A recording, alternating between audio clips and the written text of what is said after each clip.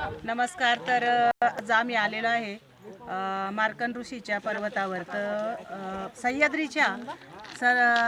सह्याद्रीच्या 7 रांगांच्या ह्या पर्वतामध्ये सप्तशृंगी आईचा पण समोर गड आहे आणि सप्तशृंगी आईच्या गडापेक्षाही उंच हा मार्कंडे ऋषीचा डोंगर आहे.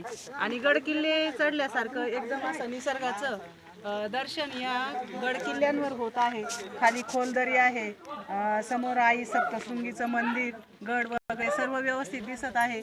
आणि आज एक किल्ला चढून आल्यासारखं वाटतंय. आणि मार्कंड ऋषी हे एक महान शिवभक्त होते आणि हिंदू धर्मामध्ये तर 16 पुराणांपैकी शिवपुराण हे मार्कंड ऋषींनी लिहिलेलं आहे.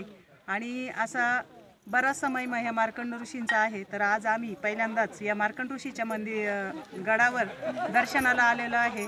तर आपणही कधीतरी येऊन या दर्शनाचा लाभ घ्या आणि गड किल्ले चढल्याचा आनंद घ्या. जय शिव मार्कंडे.